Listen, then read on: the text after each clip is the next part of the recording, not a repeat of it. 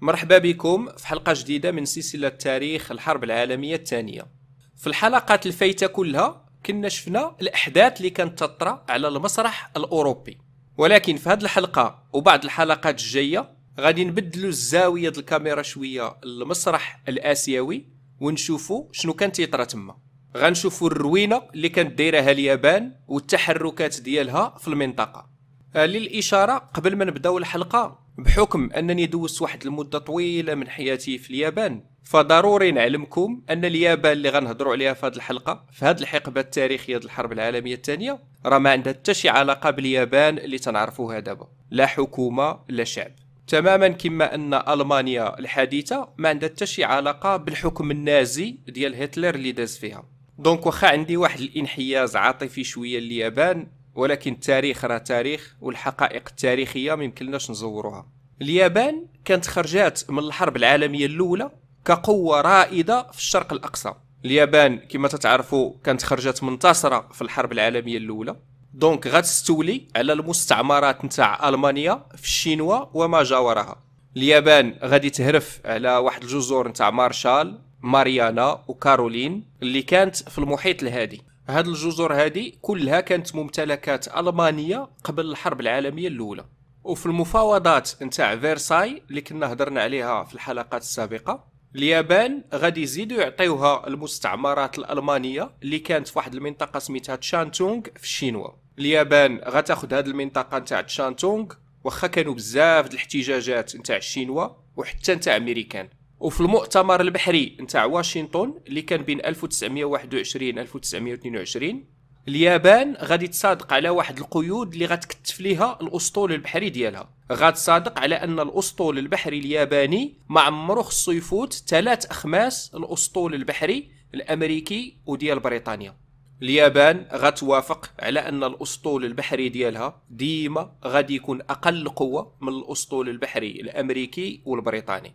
اليابان كذلك غادي يفرضوا عليها تعترف بالسيادة نتاع الشينوا في المناطق الصينية. وزيد هاد القيود بزاف اللي تفرضات على اليابان خلات بزاف د الادميرالات نتاع البحرية اليابانية يوليو يشوفوا في امريكا وفي اوروبا كدول متعجرفة حاسة براسها تتعالى عليهم. وفي هاد الوقيته بدات تتبان في المجتمع الياباني واحد الروح وطنية، ولكن واحد الروح وطنية سلبية، ولاو تيحسوا براسهم احسن من الدول اللي دايره بهم، ولاو عنصريين. الجيش والبحريه نتاع اليابان ولاو تيشوفوا انهم باش يضمنوا الاكتفاء الذاتي ديالهم الحل اللي بين يديهم هي يغفلوا ويستعمروا المناطق المجاوره. فاليابان كمجموعه جزر بركانيه جبليه كان ديما عندهم نقص في الماكله وفي البترول، دونك ولا تيبان لهم ان الاستغلال الموارد الطبيعيه للدول المجاوره ما غيجيش الا بالتوسع العسكري. اليابان في هذه المرحله عاوتاني كان عندها واحد الانفجار ديموغرافي، يعني العدد الساكنه غادي وتزايد بواحد الوتيره خياليه، دونك ولا تيبان فيها شويه الفقر، شويه الشوماج وشويه الاكتظاظ السكاني في المدن، فاكثر البشر والماكله ما كافيهمش كلهم. هاد المشاكل هذه كلها خلات ان الشعب الياباني ما بقاش تيحمل الحكومة المدنية اليابانية، ولاو تيشوفوا في الحكومة ديالهم واحد الحكومة عامرة بالفساد. وهذا الرأي هذا كان حتى الجيش والبحرية مشاركين مع المواطنين فيه، حتى الجيش والبحرية ما كانش عندهم مع الحكومة المدنية اليابانية ديك الساعة. ودونك كما قلنا الجيش والبحرية اليابانية ما بقاتش عندها الثقة في الحكومة المدنية اليابانية، والتي بان لها الحل للمشاكل ديالها في التوسع العسكري. دونك اليابان دابا ولات تتبان ليها الهمزه في المناطق المجاوره، وبالخصوص في الشينوا وفي منشوريا كانت تتبان لهم بحال شي طبسيله السوشي، دغيا يقدروا يقصيوها. هاد منشوريا كانت غنيه بزاف بالموارد الطبيعيه، وكانت خاضعه للنفوذ الياباني والنفوذ الروسي من 1905. روسيا تتاكل فيها في المناطق الشماليه، واليابان تاكل فيها في المناطق الجنوبيه. المشكل الاخر اللي كان هو ان هاد منشوريا كانت غيخله، وكانوا تيدابزوا عليها بعض القاده العسكريين تاع الشينوا. تيكون عندك قائد عسكري شينوي مع الاتباع ديالو في واحد المنطقه، ومدابز مع شي قائد عسكري شينوي مع الاتباع ديالو في واحد المنطقه اخرى. والحكومه الصينيه حتى هي من جهتها مدابزه مع هاد القاده العسكريين هادو. دونك هاد منشوريا كانت مرونه، ودونك هاد الروينه اللي كانت فيها هي اللي خلات اليابان تشوف فيها واحد الهمزه سهله تزرب عليها. يعني صراع متعدد الاطراف كاين تما، صراع نتاع قاده عسكريين على التريطوار، شكون اللي غادي ياكل الاخر التريطوار ديالو، وكلهم عاوتاني في صراع مع الحكومه الصينيه. روسيا تتحرك شويه في الشمال واليابان تتحرك شويه في الجنوب. دونك في عام 1931 الجيش الياباني باش يلقى السبه غادي يخترق واحد الحادث وهمي، واحد الانفجار صغير هما اللي صيبوه النيت حدا خطوط السكه الحديديه في واحد المنطقه كانت تتسمى ايموكدان. غادي يلصقوا هذا الحادث الاخرين وغادي يديروا به السبه باش الجيش الياباني يتدخل وغادي يستولي على منشوريا. دونك في 1932 دابا اليابان غتهرف على منشوريا وغتصيب تما واحد الدوله جديده، واحد الدوله بوبويا اللي ولا الاسم ديالها مانتشوكو.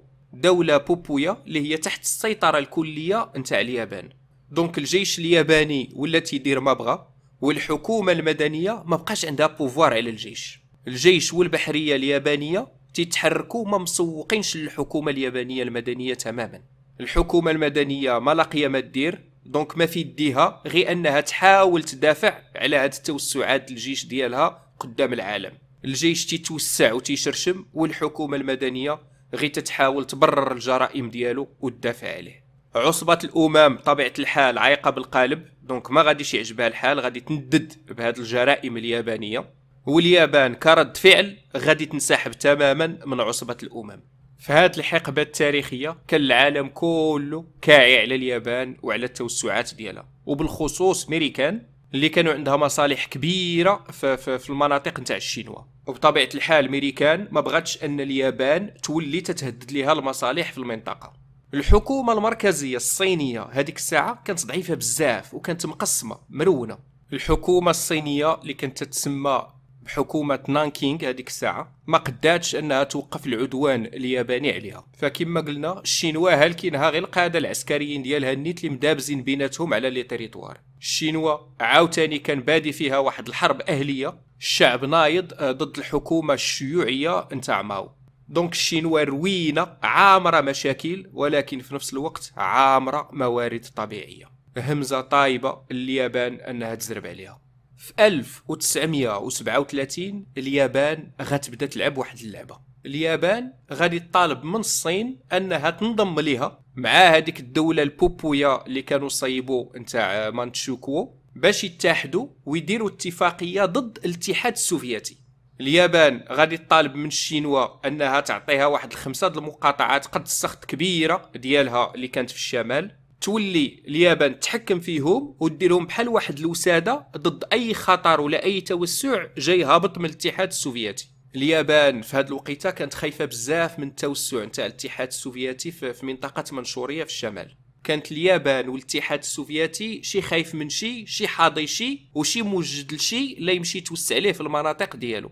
الشينوا بطبيعه الحال غترفض انها تسني مع هذه المعاهده هذه اللي غتدلها مع اليابان، وشويه بشويه غادي تبدا تطلع النزاعات بيناتهم. وفي 1937 الجيش الياباني غادي يعلنها حرب كامله شامله على الشينوا. في يوليو 1937 الجيش الياباني غادي يبدا الغزو ديالو في واحد المنطقه كانت سميتها الكوانتونغ في الشمال نتاع الشينوا، وفي نفس الوقت ما غاديش يسميها عمليه استعماريه او لا عمليه غزو، غادي يسميها فقط الحادث الصيني. الجيش راه تيستعمر في الشينوا، ولكن الميديا في اليابان تتسميها فقط الحادث الصيني، ما تتعترفش بها كاستعمار. دونك اليابان في هذا 1937 غتهجم على الشينوا، غتبدا من الفوق من هذيك منطقه مانتشوكو البوبويا ديالهم، وهنا الاتحاد السوفيتي غادي يسني معاهده عدم الاعتداء مع الشينوا. الاتحاد السوفيتي بطبيعه الحال غيحاول يستغل الوضعيه باش يجبد الشينوا للجهه ديالو، والحكومات الشيوعيه نتاع الاتحاد السوفيتي ونتاع الصين غادي تعلن في سبتمبر 1937 انهم بجوج غادي يوليو يدعموا القوات نتاع واحد الجنرال اللي كان الاسم ديالو تشيان كايشيك في هذيك الحرب ديالو مع الجيش الياباني. دونك في هذه النقطه التاريخيه عندنا تدخلات نتاع الاتحاد السوفيتي، عندنا حرب اهليه ضد الحكومه الشيوعيه في الشينوا، وزيد عليهم غزو نتاع الجيش الياباني في المنطقه مرونه وزايده تترون. وفي نوفمبر 1937 اليابان بالفعل غادي تنجح في انها تحتل شانغهاي، وفي ديسمبر 1937 غادي تطوق العاصمة الشينوا ديك الساعة اللي كانت تسمى نانكينغ، وغتزرب عليها من بعد غادي تاخدها. هاد العاصمة الصينية ديك الساعة نانكينغ غادي تطيح غير في 6 سيمانات، غادي تطيح في 12 ديسمبر 1937. ودونك من ديسمبر 37 حتى لجونفيي 38 الجيش الياباني غادي يبدا واحد السلسله نتاع الجرائم البشعه، واحد الحمله في قمه الهمجيه في هذه المنطقه هذه، اغتيالات المدنيين بالجمله، عمليات اغتصاب حتى هي كانت بالجمله، واحد تطهير جماعي للمدنيين نتاع العاصمه نانكينغ. هاد الحادثه هذه اللي طرات في نانكينغ مازال لحد الان لحد الساعه خلق مشاكل دبلوماسيه كبيره ما بين اليابان والشينوا. هاد الحادثه هذه تتسمى اغتصابات نانكينغ. بالنسبه لعدد الضحايا في هاد الحادثه هذه كاين بزاف د المصادر متضاربه بيناتها، ولكن اصغر تقدير فيهم تيقول لنا على الاقل 200 الف نتاع الابرياء ماتوا فيها. كاين بزاف نتاع الصور البشعه اللي مازال حيه الان في المتاحف الحرب، واللي تتصور لنا هاد اللحظات العصيبه اللي عاشتها العاصمه نانكينغ الصينيه. منها مثلا هاد الصوره الشهيره نتاع هاد البيبي جالس بوحدو وسط السكان تاع الحديد تيبكي، داير به غير الخراب نتاع الديور مهدمه، ووجهه كله كحل بالدخان نتاع الحريق اللي كان تما. بحال هاد الصور هادي اللي انتشرت بزاف في العالم في الميديا هذيك الساعه، ولا تتخلي العالم كله تيشوف في اليابان بحال واحد الدوله مجرمه. اليابان من بعد غادي تسحب القوات ديالها وغتحولهم لواحد العاصمه جديده اللي سماتها تشانكينغ، غتولي تشانكينغ هي العاصمه الجديده نتاع الصين. وفي اكتوبر 1938 واحد المدينه شينويه حتى هي كانت مشهوره جات لتحت، الاسم ديالها كانتون، حتى هي غادي تطيح. وفي ديسمبر 1938 الولايات المتحده الامريكيه باش تعاون الشينوا والدعم حتى هي هذاك الجنرال تشيان كايشيك غادي تعطي واحد القرض للصين بقيمه 25 مليون تاع الدولار. في هاد البيريود هادي اوروبا كانت تشوف ميريكان واحد الدوله اللي ما باغا صداع، ما قاده على صداع. فإلا عقلتو كما هضرنا في الحلقات السابقه، ميريكان ما كانش باغا تدخل في الحرب اللي كانت في اوروبا هذيك الساعه، ميريكان كانت باغا ديما تبقى شاده التقار ديالها. ولكن في الحاله الصين اوروبا هي اللي ما عاوناتش بزاف، ولات ميريكان هي اللي تتصيفط معاونات ماليه. السياسه نتاع اليابان ما بين 1936 و 1940 ولات محكومه بواحد الاتفاق اللي طرا ما بين الجيش وما بين البحريه ديال اليابان. فالجيش والبحريه غادي يصيبوا واحد الدوكيمون غادي يتفقوا عليه في غشت 1936، واحد الدوكيمون كان الاسم ديالو المبادئ الاساسيه للسياسه الوطنيه. فقبل ما يوصلوا لهذا الاتفاق كان بيناتهم واحد النقاش طويل. الجيش كما قلنا قبيله في هذه المرحله كان عنده واحد النفوذ كبير على الحكومه المدنيه.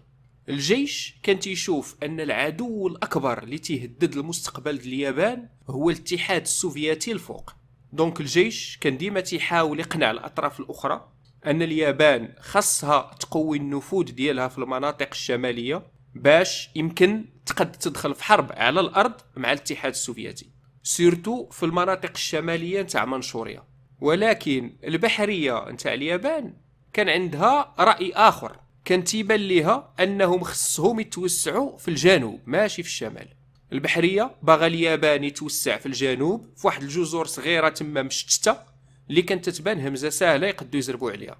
هاد الجزر الكثيره اللي كانت في الجنوب كانت تحت الاحتلال الاوروبي في هذيك الوقيته، كانوا طامعين في الاندوشين، وكانوا طامعين في جزر الهند الشرقيه الهولنديه، وحتى في الفلبين. اليابان حيره ما بين استراتيجيه في الشمال اللي باغيها الجيش واستراتيجيه في الجنوب اللي باغيها البحريه. ودونك فاش اتفق الجيش مع البحريه وداروا هاد الوثيقه نتاع المبادئ الاساسيه للسياسه الوطنيه، كان هذا الاتفاق هذا واحد الحل الوسط بيناتهم. هذا الدوكيمون تيقول لنا ان اليابان خاصها تدافع على المصالح ديالها وبقوه في المناطق الاسيويه، بمعنى اخر في الشينوا. فالمعنى المخبع هنا تحت المصالح ديالها في المناطق الاسيويه هي ان اليابان خاصها توسع في الشينوا. الدوكيمون تعاود يقول لنا ان اليابان خاصها توسع النفوذ ديالها في البحار الجنوبيه، خاصها توسع في الجزر الجنوبيه بطريقه سلميه بين قوسين، وفي نفس الوقت التحركات نتاع اليابان في الشمال خاصها تكون بمحاولة تفادي الدخول في حرب مع الاتحاد السوفيتي. الدوكيمون تيقول لنا ان الجيش الارضي الياباني خصو يطور راسو ويحدث راسو ويجهز راسو باش يولي يقد انه يدخل في حرب مع الاتحاد السوفيتي، والبحريه اليابانيه خصها تقوي راسها وتطور راسها وتجهز راسها باش تولي قاده انها تقد تدخل في حرب مع الاسطول البحري الامريكي. دونك هذا الدوكيمون هذا اللي اتفق عليه الجيش والبحريه في 1936 كان دوكيمون خطير لحقاش غادي يدخل اليابان في واحد السباق نتاع التسلح في نفس الوقت ضد الاتحاد السوفيتي وضد الولايات المتحدة الأمريكية. وخطير حيت في نفس الوقت تيدعو للاحتلال والتوسع في الشينوا، واخا ما كتبوش هكاك، واخا خاصك غير تقراها ما بين السطور. دونك اليابان دابا ولا عنده الريسك عالي انه في شي وقيته غادي يدخل مع حرب مع الاتحاد السوفيتي في الشمال، وفي نفس الوقت التوسعات ديالو في الجنوب ولا الريسك عالي انه يقد يدخل في حرب ضد بريطانيا او فرنسا او بعض الدول الاوروبيه الاخرى، بل حتى ضد امريكان. ذاك الانتصار الالماني النازي في الصيف نتاع 1940 في اوروبا واللي هضرنا عليه في الحلقات السابقه كان عنده واحد التاثير كبير على التفكير الاستراتيجي نتاع اليابان. ففي جويي 1940 اخيرا الحكومه المدنيه اليابانيه غادي يطيحوها وغادي يعوضوا في بلاصتها واحد المجلس نتاع الوزراء جديد اللي كانت عنده افكار عدوانيه، مجلس الوزراء جديد اللي كان باغي يدخل في تحالف مع المانيا وقوى المحور. اليابان دابا تيبان ليها ان المستقبل د اوروبا راه في يد المانيا والمستقبل د اسيا راه في يديها هي، دونك خاصها تتحالف مع المانيا. هاد المجلس نتاع الوزراء الجديد العدواني كان من الاهداف ديالو واللي كان مصمم انه غادي يحققها هو انه غادي يسحق الشينوا، بل كانوا حتى طامعين يزيدوا يتوسعوا في جنوب شرق اسيا. فراه فرنسا غارقه في المشاكل ديالها دابا مع هتلر، هولندا بدات تتضعف حتى هي، بريطانيا حتى هي غارقه في المشاكل ديالها يلا تدافع على راسها. فهاد الضعف هذا والمشاكل نتاع الدول الاوروبيه غادي يزعم اليابان، ولات اليابان تتشاهى وتشجعات انها توسع في المستعمرات نتاع الدول الاوروبيه في جنوب شرق اسيا.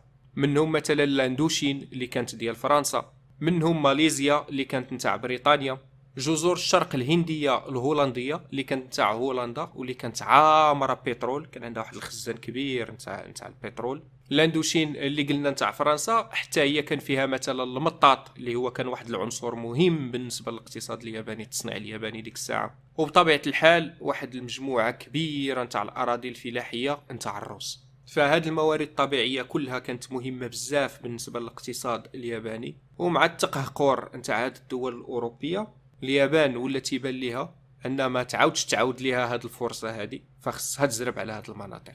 هاد المجلس الوزراء العدواني الجديد اليابان باش يسكت المعارضه السياسيه اللي كانت عنده ديك الساعه غادي يصيب ما كان تيسميه ديك الساعه بالبنيه السياسيه الجديده. وكان اهم عنصر في هاد الوزاره الجديده هو وزير الحرب، واللي كان ديك الساعه واحد العسكري مشهور في التاريخ اليابان اللي كان الاسم ديالو توجو. اليابان في التوسع ديالها وسط الشينوا هذيك الساعه كانت لقات واحد المقاومه عنيفه من تشيان كايشيك. هاد تشيان كايشيك هذا في المقاومه ديالو ضد اليابان كانت تدعم فرنسا وبريطانيا وحتى الولايات المتحده الامريكيه. كانوا تيصيفطوا ليه مساعدات الماليه بل حتى السلاح مره. كانت كذلك مقاومه في الصين من طرف دوك الجيريلات الشيوعيه الصينيه اللي بدات تدير حرب العصابات. ودونك الشينوا دابا عايشه في واحد السيتوياسيون غريبه، كل شيء مدابز مع كل شيء لدرجه حتى واحد ما بقى عارف شكون مدابز مع شكون. اوروبا وامريكان تيعاونوا تشيان كايشيك باش يحارب اليابانيين، وتشيان كايشيك في نفس الوقت عدود لدود نتاع الشيوعيين في الشينوا وتيحاربهم تما. اليابان تاهي في نفس الوقت داخله في حرب ضد تشيان كايشيك وضد الجيريلات الشيوعيه الصينيه، ونفس الشيء عاوتاني بالنسبه للجيريلات الشيوعيه اللي داخله في حرب مع تشيان كايشيك ومع اليابان. وزير الحربيه توجو هذيك الساعه كان عارف ان 41% من الواردات نتاع الصين كانت تدخل ليها من واحد الميناء سميتو هايفونغ. هذا الميناء كان في لاندوشين اللي كانت واخدها فرنسا. توجو كان عارف عاوتاني ان 31% من الواردات نتاع الصين كانت تجي للشينوا من الهند عبر طريق بورما.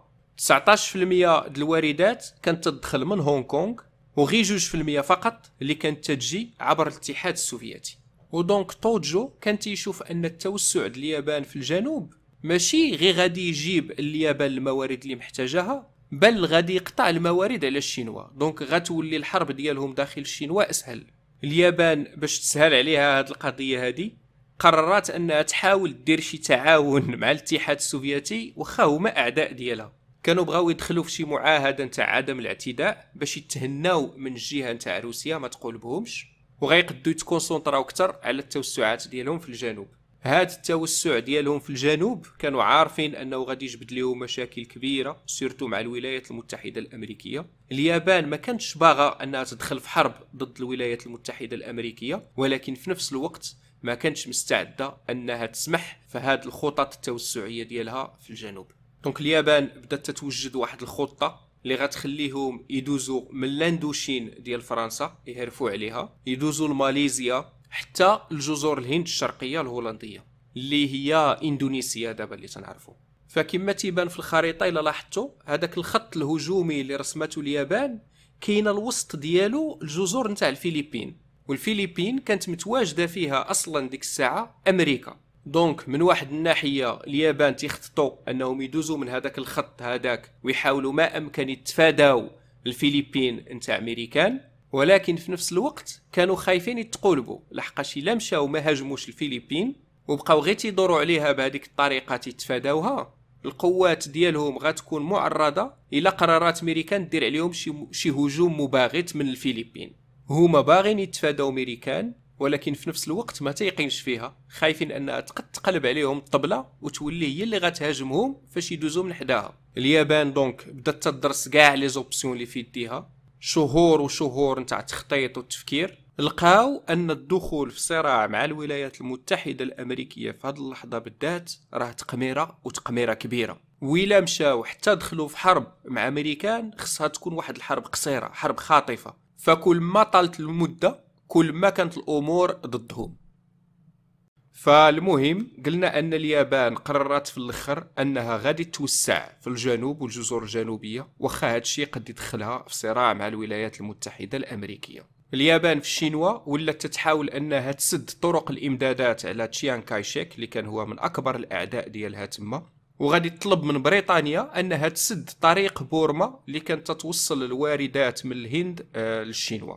بريطانيا بطبيعه الحال غادي ترفض هذا الطلب، فراه من صالحها ان الامدادات تبقى تتوصل لتشيان كايشيك. غير هو راه دابا راه يوليو 1940 ولا عقلتوا في الحلقات السابقه بريطانيا تالفه في المعمعه ديالها مع هتلر ما مسالياش. امريكان كرد فعل على التحركات اليابانيه غتحاول تفرض عليها بعض العقوبات الاقتصاديه. امريكان غادي دير واحد لومبارغو وغادي تمنع البيع نتاع بعض الحوايج اللي هي اساسيه بالنسبه لليابان، مثلا بحال الحديد وبحال الوقود نتاع الطائرات، داكشي اللي غادي شويه للصناعه الحربيه. في سبتمبر 1940 توجو غادي يدخل اليابان مع دول المحور بواحد الاتفاق تيتسمى الاتفاق الثلاثي اللي غيتجمعوا فيه المانيا وايطاليا واليابان. توجو كان تيامن ان هذه العلاقه اللي دخل فيها مع المانيا وايطاليا ولاو دول المحور غادي تردع شويه امريكان وتخوفها وتخليها تفكر 100 مره قبل ما انها تدخل في شي نزاع ولا شي حرب مع اليابان، حيت الا دخلت في حرب مع اليابان يعني راه دخلت في حرب مع المانيا وايطاليا. هذا الاتفاق الثلاثي هذا اللي سناو عليه من البنود ديالو ان اي دوله من هاد الدول المحور الا مشات حتى تعرضات لشي هجوم خارجي، ولكن يكون شي هجوم من شي دوله ماشي اوروبيه، فراه الدول الاخرى خصها تدخل وتعاونها سياسيا واقتصاديا وعسكريا. فبين السطور هنا المقصود بدوله خارجيه غير اوروبيه باين ان المعنى ديالها هو امريكان، تيلمحوا على امريكان. توجو دابا تيقول صافي امريكا راه خلعناها شويه غادي تشد التقار ديالها، ولكن التاثير نتاع هذا الاتفاق الثلاثي كان عنده التاثير العكسي. امريكان ماشي غتدخل تقارها، امريكان غادي تشعل، غتبدا غدير واحد الاتفاقيه نتاع التعاون مع هولندا، غتولي تعاون هولندا الى هولندا وافقات انها ما تبقاش تصدر الوقود ديالها لليابان.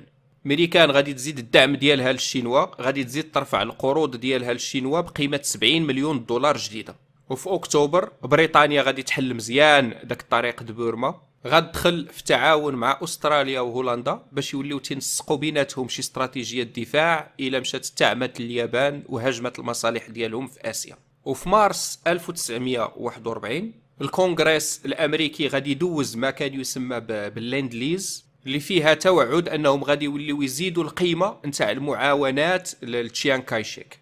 في ابريل 1941 اليابان باش ترد غادي تسني واحد الاتفاقيه نتاع عدم الاعتداء مع الاتحاد السوفيتي، الاتحاد السوفيتي اللي كان من اكبر الاعداء ديال اليابان ديك الساعه. وهذه الاتفاقيه الجديده مع الاتحاد السوفيتي كانت بحال واحد الدليل قاطع على ان اليابان وامريكان راه ما بقى لهم والو وغادي يدخلوا في شي صراع. دليل قاطع على ان اليابان عزلات الاستراتيجيه نتاع الجنوب، ما غتخدمش ديك استراتيجيه الشمال، ما غتخلقش مشاكل مع الاتحاد السوفيتي. دونك على طول عام 1941 العلاقات اليابانيه الامريكيه غاداو تتكفس عليها شويه بشويه. اليابان بدات تتاثر فيه شويه العقوبات الاقتصاديه اللي دارتها عليه الامريكان، بدات تحس ان الدعم الامريكي لشيان كايشيك راه متقل ليهم القضيه ديالهم في الشينوا. ودونك اليابان غتحاول انها تعطي شي عرض باش شويه تحسن العلاقات مع امريكان. العرض اللي دارته اليابان الامريكان هو الى امريكان حبسات المعاونات ديالها في الشينوا، الى امريكان رجعات التعاملات الاقتصاديه بين امريكان واليابان كما كانت من قبل، يعني يوليو يعاودوا يبيعوا لهم الحديد والبترول، اليابان بدورها غادي تخوي الشينوا، ولكن غتخوي الشينوا خلال واحد المده ديال 25 عام. يعني واحد العرض تيضحك. امريكان بطبيعه الحال غترفض هذا العرض الغريب، مي روزفلت ما غيرتش بصرامه. روزفلت امريكا كان باغي يخلي المفاوضات ديما كاينه، تبقى ديما محاورات بين امريكان واليابان. ولكن اثناء هذه الحوارات اللي كانت مازال قايمه بين روزفلت وبين توجو، بين اليابان وامريكان، هتلر في اوروبا غادي يلونسي عمليه بربروسا ضد الاتحاد السوفيتي اللي هضرنا عليها في الحلقات السابقه.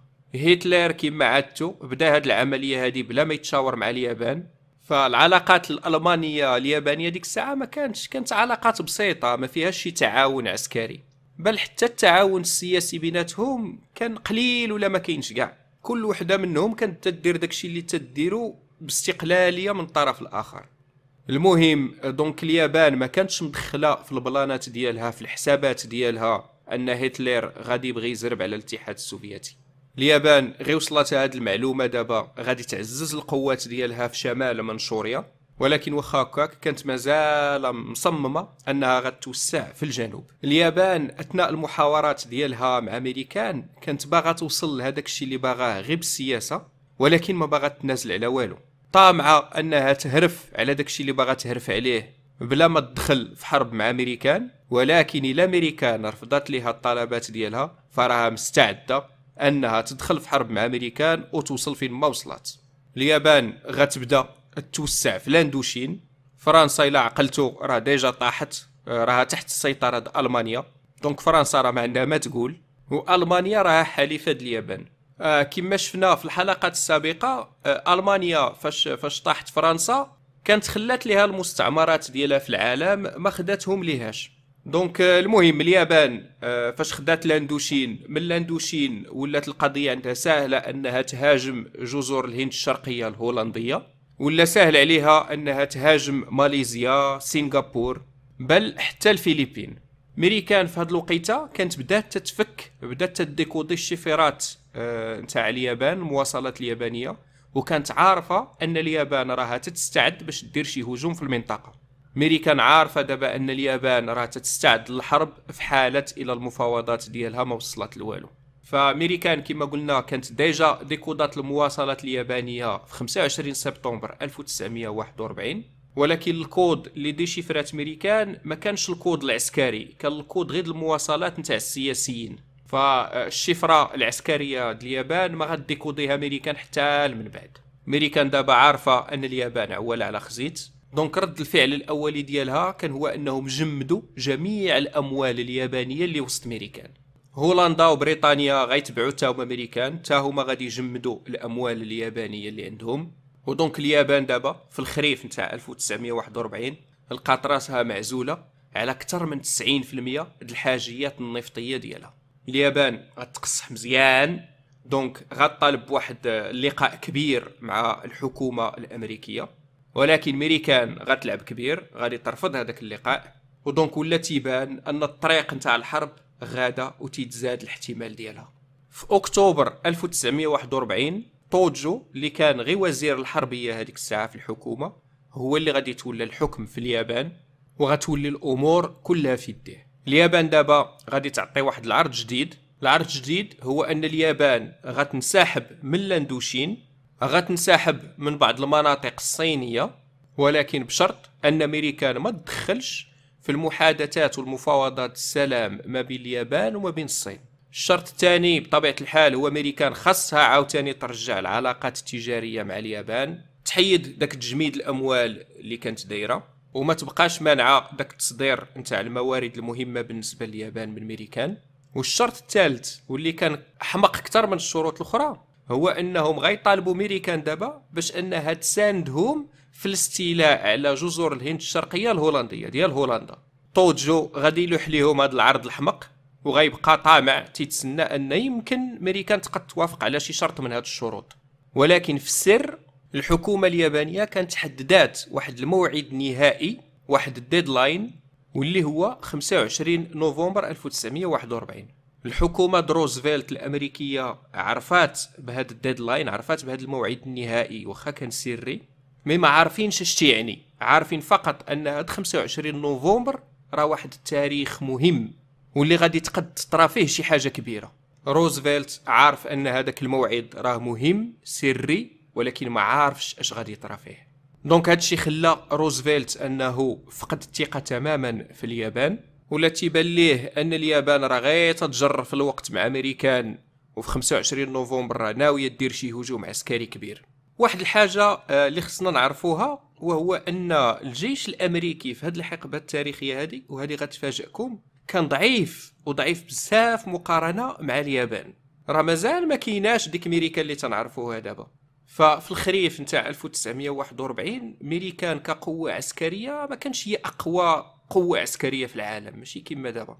فالمهم قلنا روزفلت غادي يرفض المفاوضات مع اليابان، وغادي يطلب من اليابان انها تنسحب كليا من الصين. صافي ما بقات هضره. اليابان من جهتها غتعتبر هذا الرد الحاسم هذا بحال شي تصرفيقه في الوجه، اهانه كبيره ليهم. وفي 26 نوفمبر 1941 في نفس النهار اللي رد عليهم روزفلت بالرفض التام، واحد الاسطول بحري قدو قد السخط كبير نتاع اليابان كان غادي تيزحف بشويه في المحيط الهادئ بكل سريه ومتجه نحو واحد الهدف محدد. هذا الهدف كان هو القاعده البحريه الامريكيه اللي كانت في بيرل هاربر. هذا الحدث المشهور اللي كل شيء سمع به في الحرب العالميه الثانيه، ولكن هذا الشيء غيكون هو الموضوع ديالنا في الحلقه الجايه. فكما العاده شكرا بزاف على الاستماع، وإلا عجبتكم الحلقه اشتركوا في القناه باش توصلكم الفيديوهات المقبله. الى اللقاء.